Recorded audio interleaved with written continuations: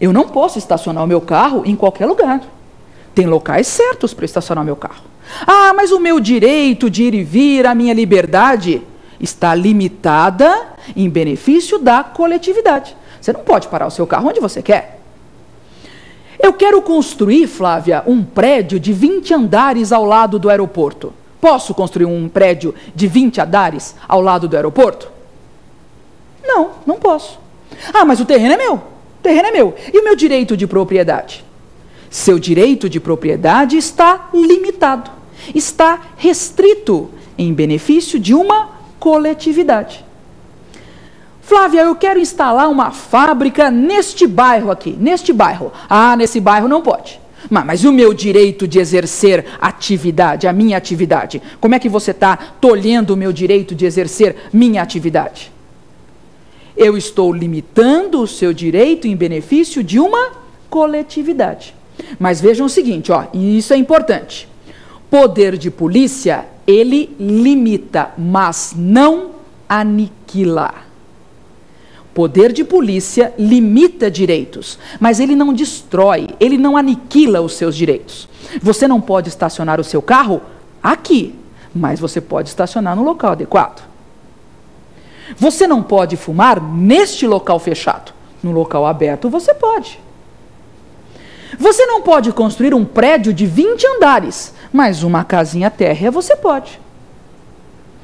Você não pode instalar a sua fábrica neste bairro, mas existem bairros próprios. Aqui é estritamente residencial.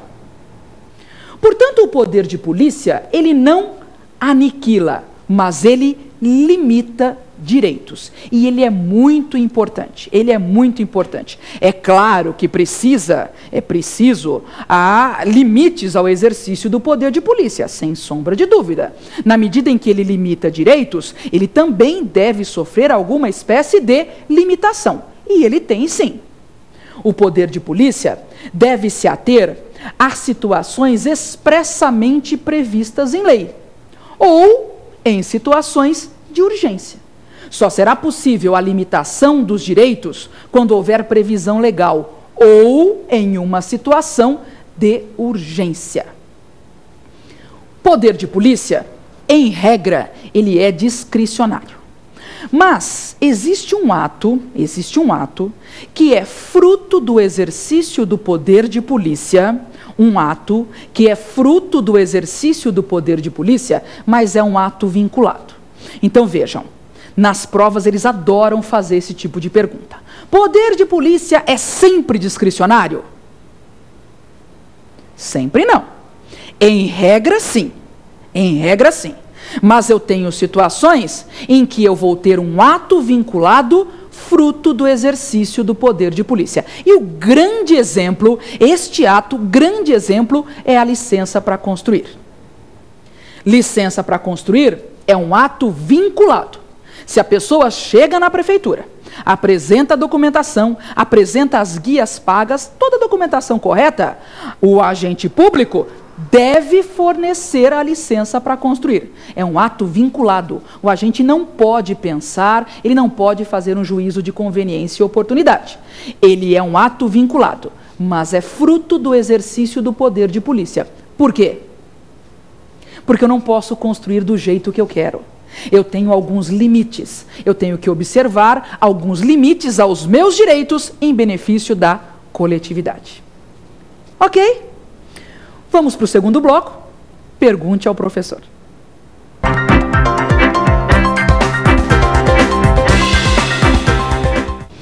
Vamos para o nosso segundo bloco, Pergunte ao professor. Mas você em casa também pode mandar as suas perguntas, ok? É só enviar um e-mail para provafinal@lfg.com.br. provafinal@lfg.com.br. Você também terá suas perguntas respondidas, ok? Vamos para a primeira pergunta.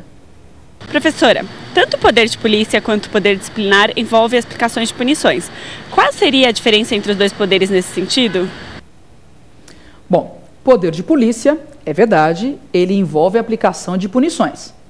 Interdição de estabelecimento, não é? Embargos de obra, é verdade.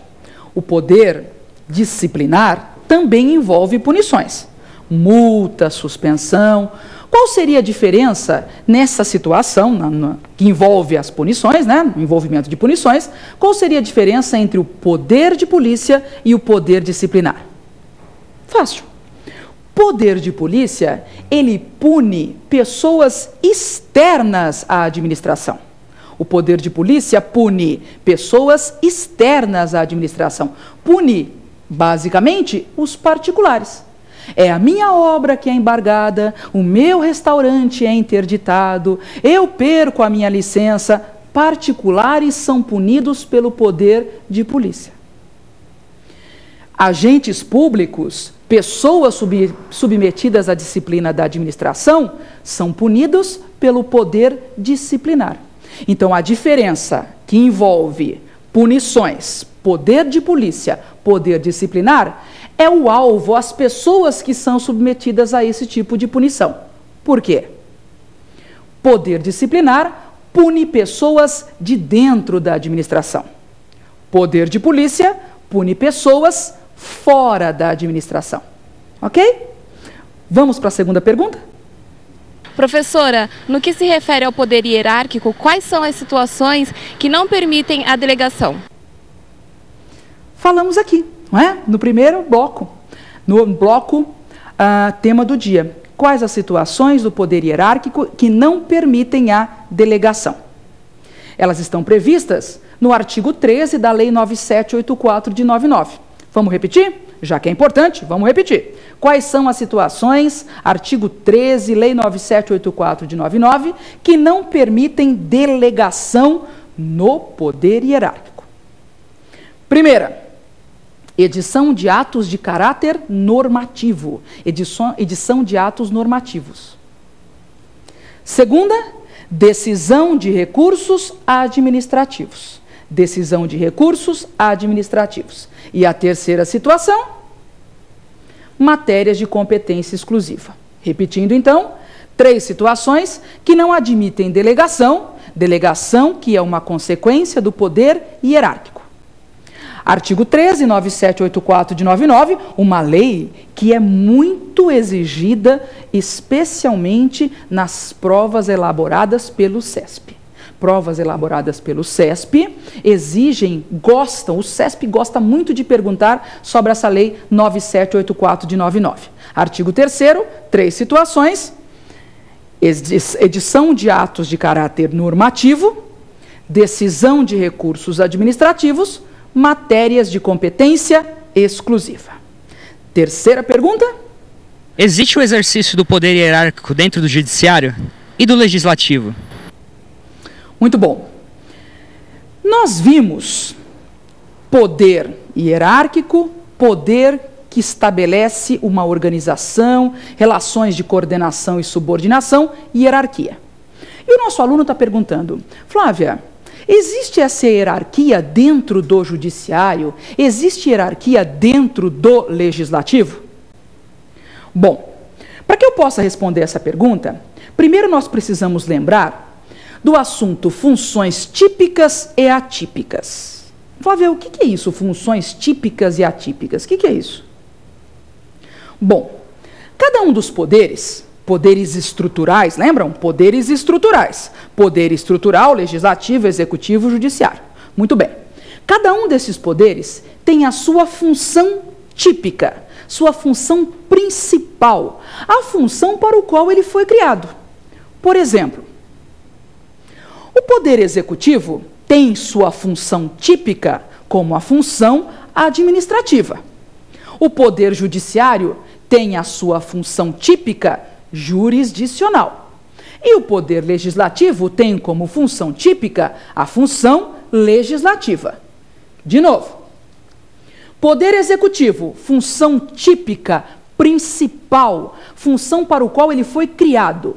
Poder executivo, função administrativa. Poder legislativo, qual a sua função típica, principal? Para que ele foi criado? Função legislativa. Ele foi criado para legislar. E o poder judiciário, qual que é a sua função típica, principal? Poder judiciário, função típica, função principal é a função jurisdicional. O judiciário nasceu, acima de tudo, para julgar.